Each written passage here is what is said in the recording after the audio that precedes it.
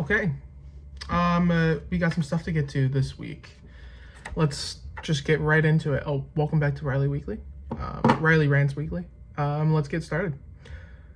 Let's start, I guess, with the least consequential news. The Jake Tapper incident. I don't know if you guys have been following this at all. It's kind of barely a news story at this point, if I'm being so honest. Just because, well, he's blown it way out of proportion. So he's been going on tour, Jake Tapper. Everybody knows who Jake Tapper is. About this book. If I'm not mistaken, it's Jake Tapper that's been going on tour about this book that's talking about the cognitive decline of Joe Biden during his presidency.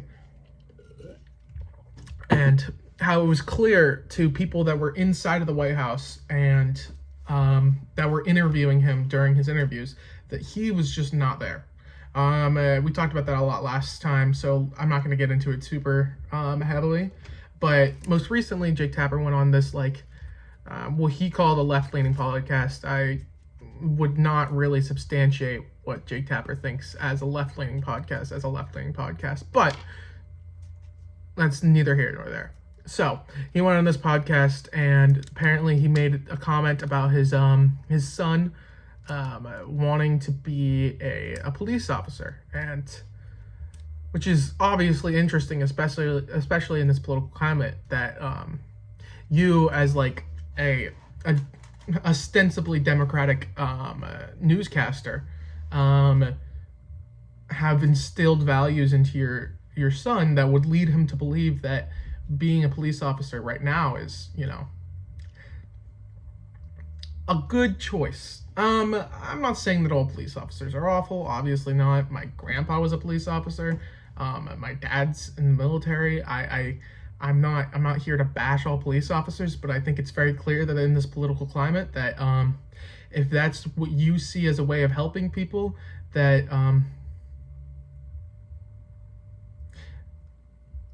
I think you might have some values that the very least are not leftist. Let's just be clear. They're not leftist values. That doesn't make them completely wrong. It just makes them not leftist values. And when you see what's been happening, especially with what I'm going to get into earlier, with the ICE detentions and stuff like that, it's not earlier, later, with the ICE detentions and stuff like that, it's clear that the police officers right now are just not on the right side of history. These people are like, they're like comedians, to my understanding. I don't really watch this podcast or ingest this content, but they make a joke. They ask him what his opinions are on minorities, and obviously they're joking. They're not saying that his son's racist. They're making a joke. They're comedians, to my understanding.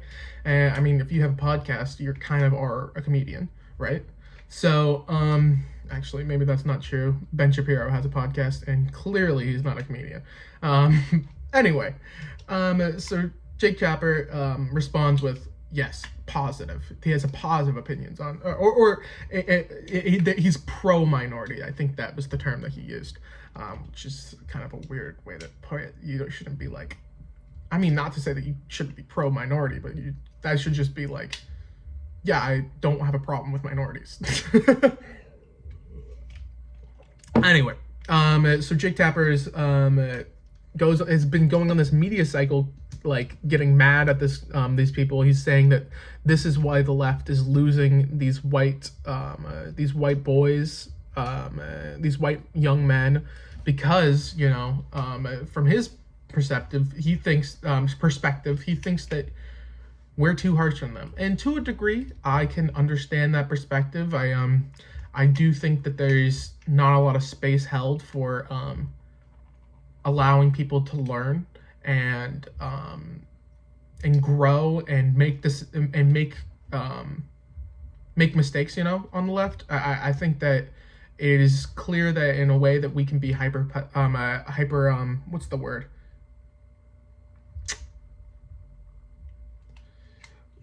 We can tend to jump down people's throats. I'll just say that much.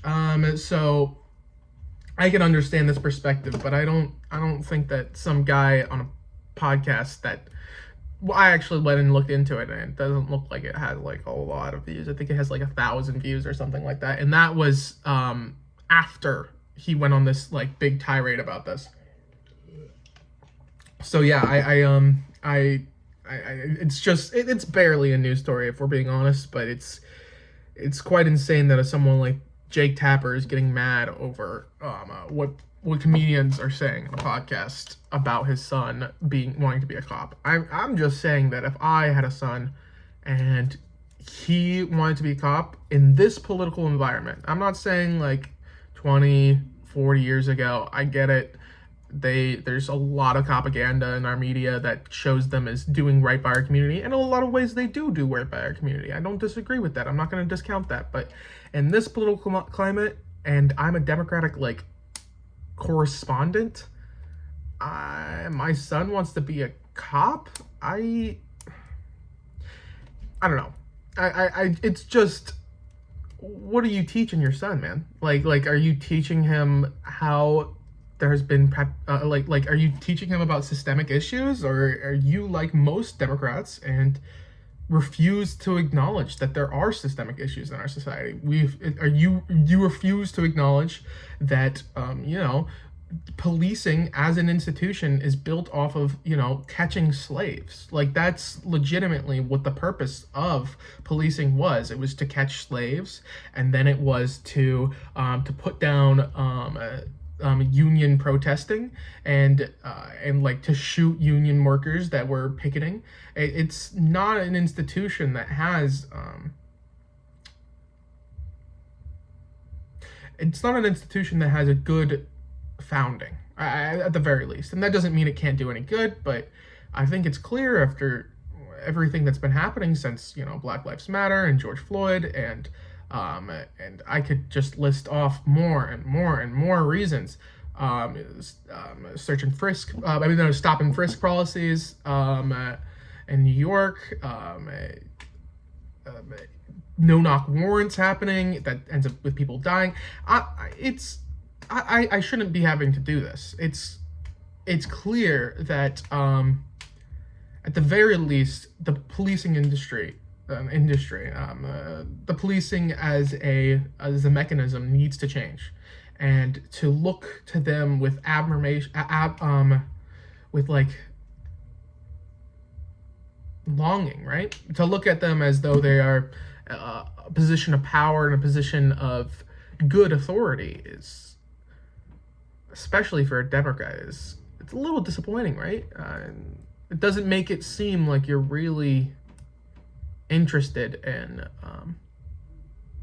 the perspective of leftists. That's all I'll say.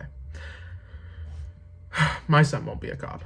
If he wants to be a cop, he can be a cop. I'm not going to be an asshole, but I hopefully I've instilled values into my son that show him that there are other ways to help the world that don't end up in a situation where you're covering your cop buddies after they kill a black man. Oh shit. Okay, there we go.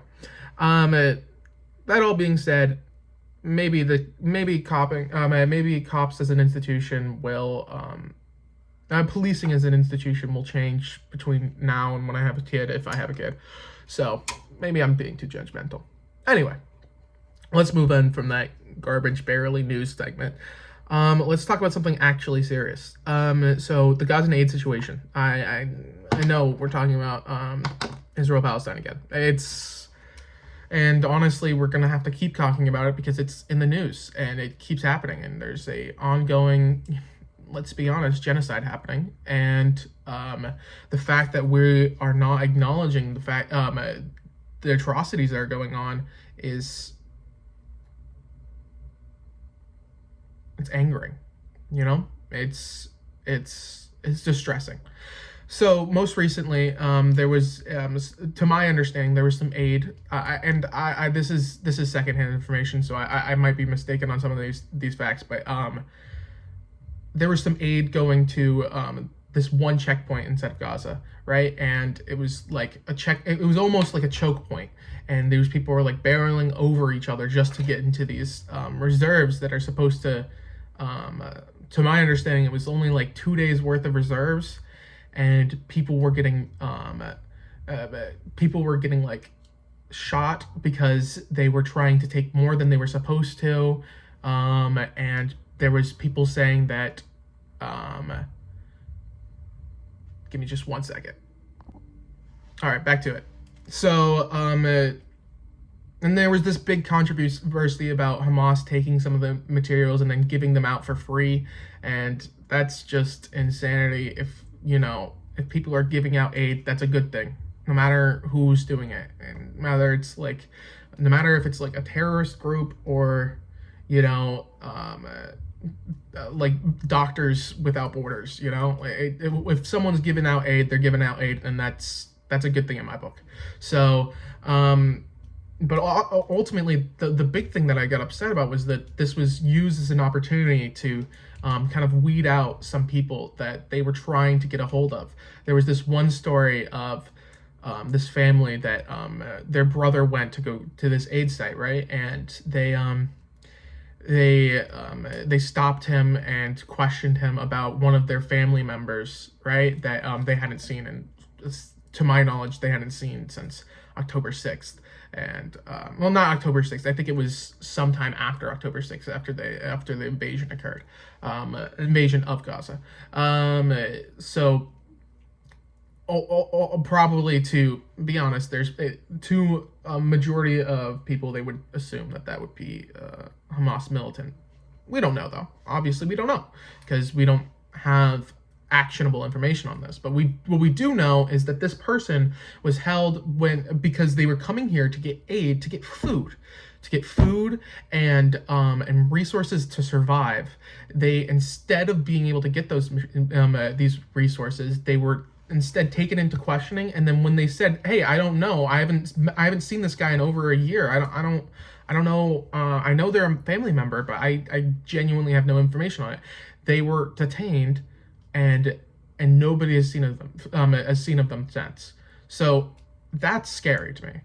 That's among all the gross things that are happening right now. It's scary that and it's angering that you can just go to one of these sites to try and survive, and you end up detained, and it's frustrating. I implore you to go and take a look at the footage of this incident. It's really like concentration camp shit. I'm not saying that lightly. It's genuinely, go look at the footage of this. It's disgraceful. Okay. But I think I've covered that to a degree. Let's move on. Okay.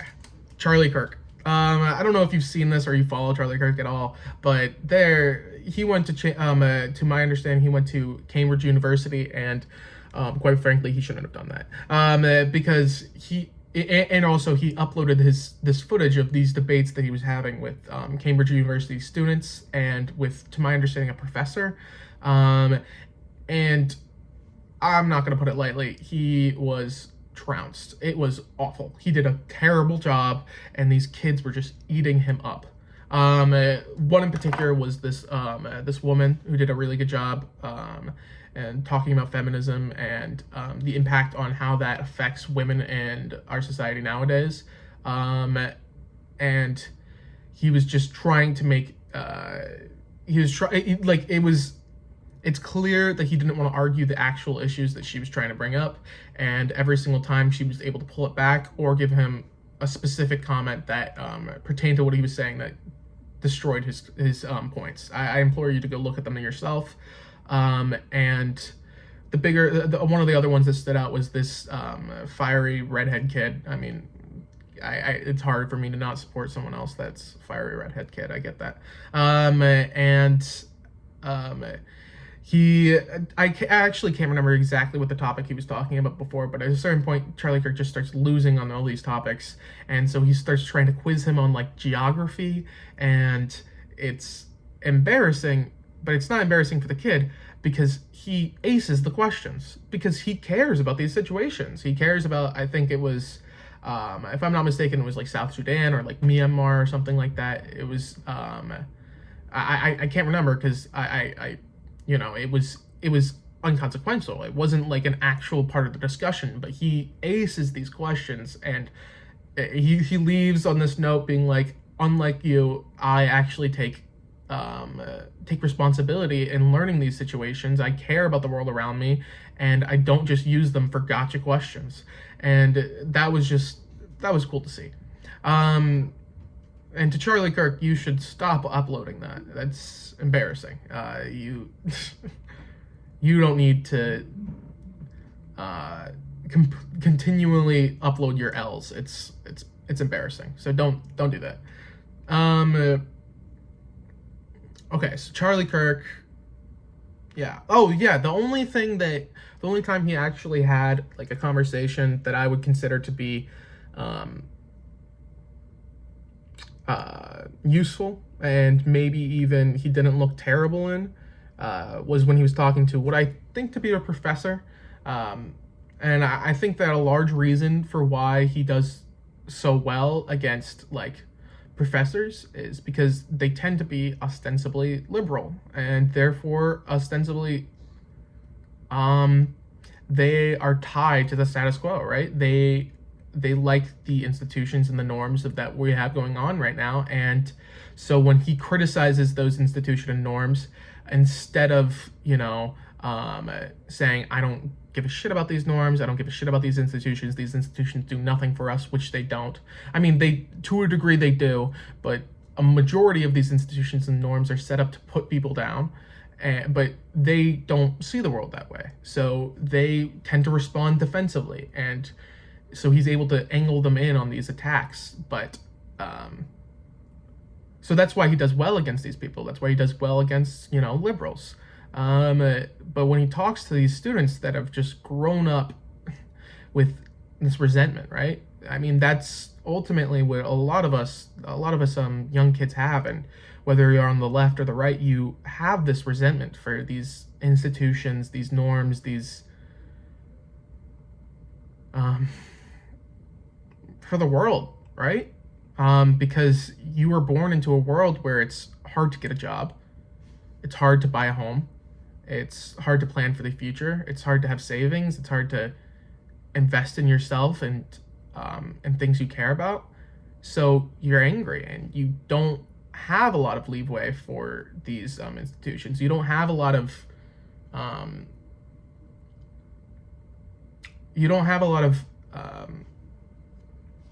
kindness, because these institutions have, in a lot of ways, not really helped you, and they've only set you up to fail.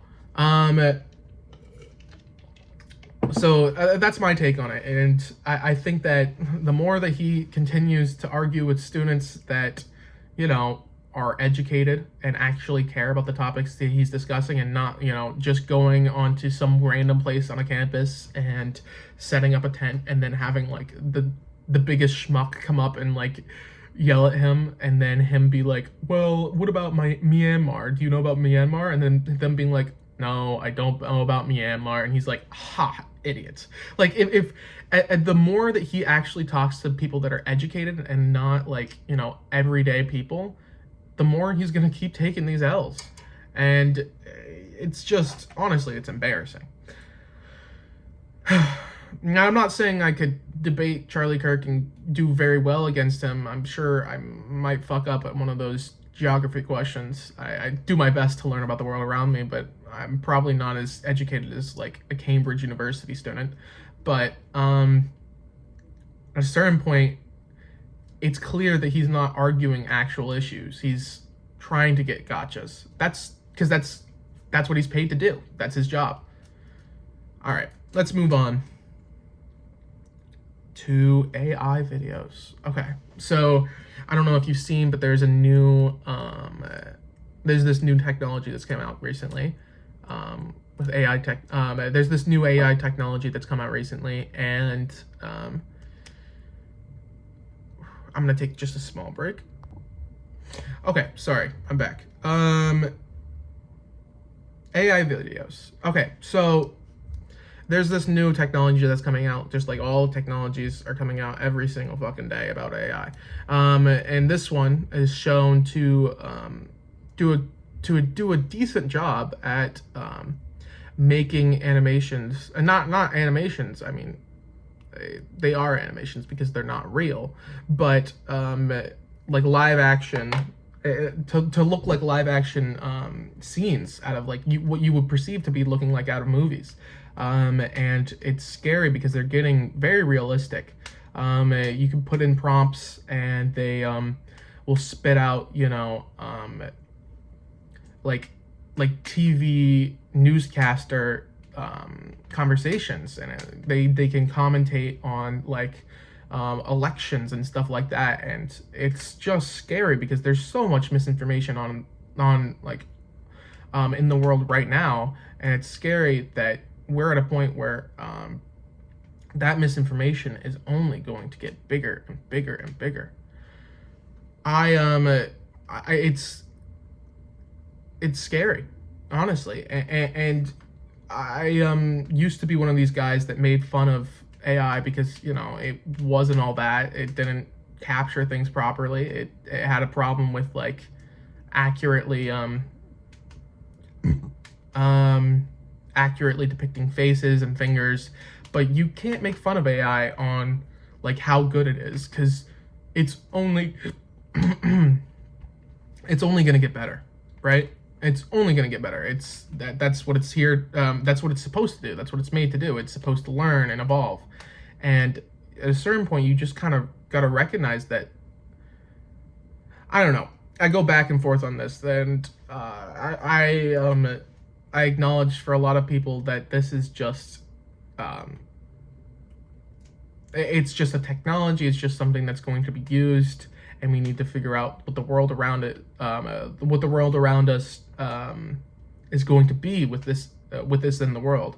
But it's hard to not be a Luddite, to not be like, this is evil and this is going to destroy society. It's hard. It's hard to not take that stance because honestly, it's scary, and it's hard to not like reflexively be like, this is evil and scary, and it's only going to create chaos, because in a lot of ways that's true. It is going to only create chaos. I mean, I know that there's some health benefits, especially with like cancer research and stuff like that, but it's scary, especially when creating videos that someone can just type in a prompt and it looks like a news story. It looks like someone on CNN is saying something, and it makes the blurred line between reality and a prompt closer and closer. It's scary. But like I said, it's I don't know. It's just concerning, and I think we need to do. We at the very least, my perspective on this is that we need to take a pause, and we need to like assess where it's going and how this technology is being used. It needs to be regulated, because it, just like any other industry, it has its pros and it has its cons, and we need to limit the cons.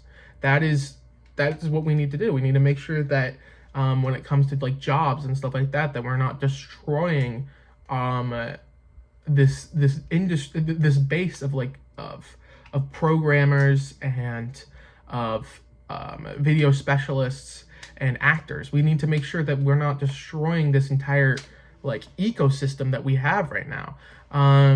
And also we need to make sure that it's clear when something's AI. That needs to be clear, because if it's not clear, what's real? What's real? What's real in the world around us? So I think regulation is necessary, and it's scary to me that we just have an administration that does not care. They don't care. They have Sam Altman, come over for dinners. They have, Google execs that are working on like Google AI and stuff like that, just come over to talk and chat. They don't care. They don't care about the potential implications of AI and what could happen to our job base if that happens. And that's scary. Okay. Moving right along. Some good news. Actually, good news. I'm sure you probably heard about Taco. Trump always chickens out, and in a way, it's true. You know, I think that's his way. It's either his way of negotiating, or it's just him being a big loser and continuing to pull back on what he actually wants to have happen. You know, chickening out. But this time, it's something a little different. It's not him. It's the courts.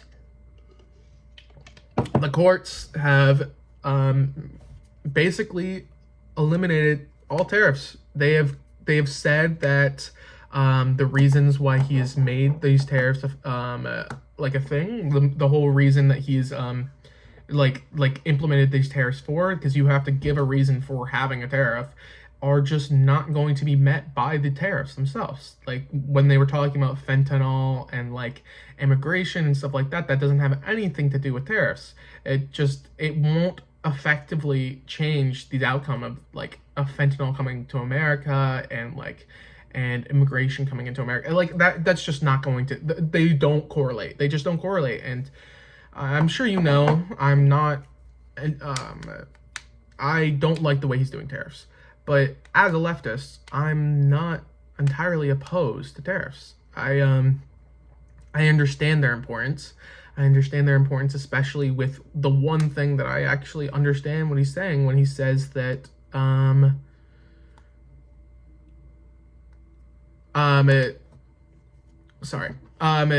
he says that he's actually what was I gonna say? Oh, I lost my train of thought. Okay, sorry. I was going to say that I understand tariffs as they're important when it comes to having manufacturing inside of your country. That's true. It's true. Because ultimately, the biggest reason why you have tariffs is to protect jobs, right? That's so that way you have a way to give money to people inside of your country, and you have a way of building up manufacturing inside of your country. That's true. It's true. But he's just not doing that. That will not be the effect of these tariffs, and it wouldn't have been the effect of these tariffs. So in a way, I like when they call him a chicken, and when they make fun of him, and when they say, "Man, the court screwed you over. Aren't you a big loser?" But you know, I kind of don't want them to poke the bear. You know, because ultimately these tariffs, if they were to happen, they would be ruinous. They would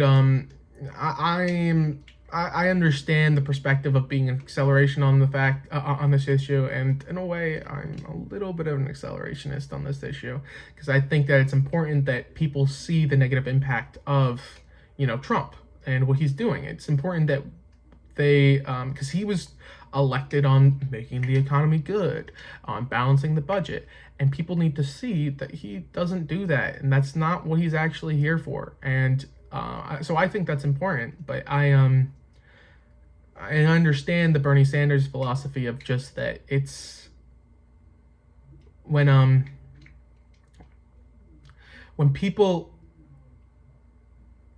bad things happen, the people that suffer are the people that are living paycheck to paycheck, the people that need money for food, for rent, for stuff like that, and those are the people that struggle.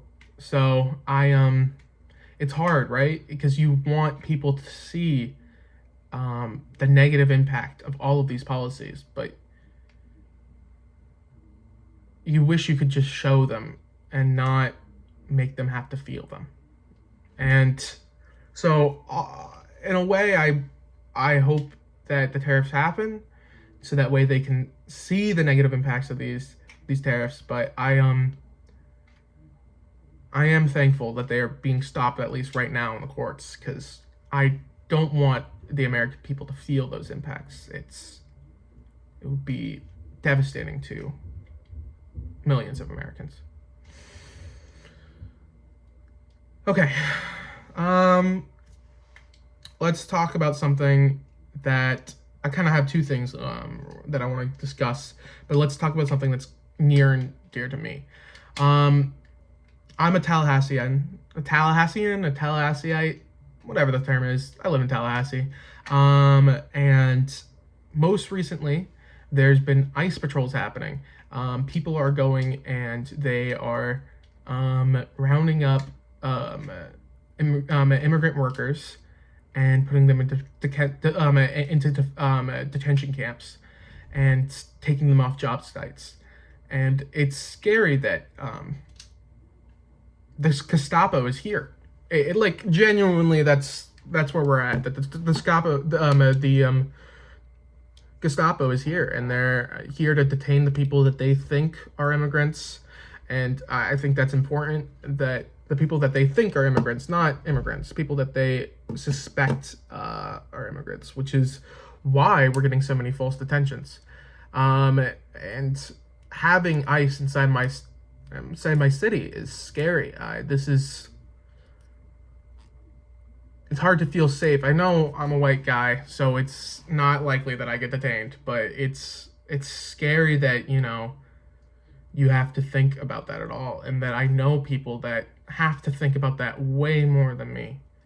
And I'm scared for them, and I'm scared that, my friend, just because, he looks Latin, that he could get scooped up the street, and he could be asked for his papers and for his license, and until he gives those things to him, which is, by the way, not constitutional, just 100% not constitutional.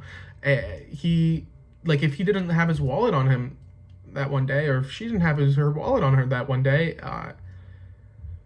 she could end up in a situation where she could be sent to some of these places that he's sending them now, and where it's known that we're sending American citizens away, and we're sending them away to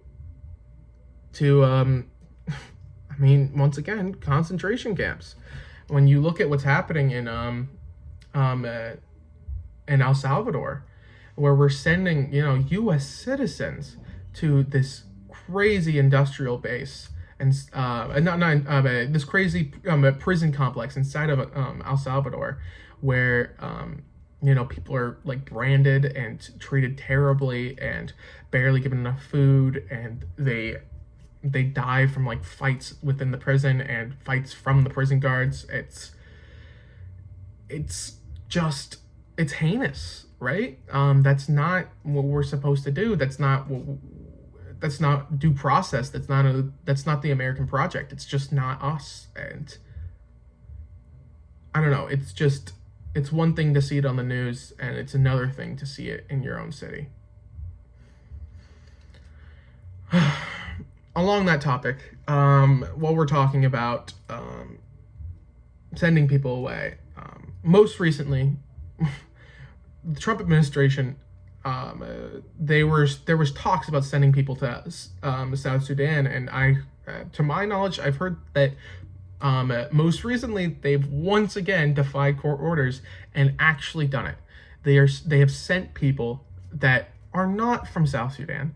To my understanding, they are like they are Asian. To my understanding, they're not even from Africa. To what I know, and so, and much less South Sudan, and you're sending them to like these countries where I'm not one of those people that likes to shit on like third world nations, but South Sudan is one of the deadliest and scariest places to be in on this planet.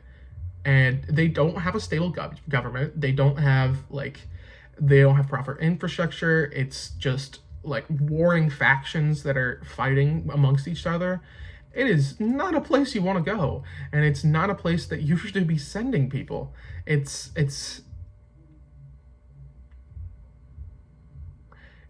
scary, and it's angering that just because you come here and you want a better life, we are going to send you to either a concentration camp style prison in El Salvador, or we're going to send you to like this warring factioned land in South Sudan. It's Like South Sudan is almost like the joke is that like it's like one of the scariest places to be, and we're just sending these people there with no due process, no actual hearings or trials. In fact, they're intentionally um, they're intentionally what's the term? They're intentionally defying these court hearings and sending these people here. It's despicable. It's frightening because it's hard to not see us and make comparisons to Germany. It's really hard to not do that. And I don't remember the exact term, but like first they go for people that are easy, the people that people consider that a large amount of people consider to be like less or like evil in a way, people that are easy to dehumanize, and then they start going for the people that disagree with them taking away, people that are don't deserve that, and eventually this in-group of fascism just gets smaller and smaller and smaller. So in a way, I know that right now it's not likely that I would get deported, but it's like staring down the barrel of a gun, right? It's or more accurately, it's like you're lined up and you're at the end of the line and you're watching the people at the beginning getting shot. Hopefully there's an end to this, and it doesn't end with the people I love and people I know getting deported. But it's a scary reality out there. And I wish I could end this on a better note, on a less scary reality, but the reality is scary. I hope things get better. And they will. Just when is the scary part. Thanks, guys.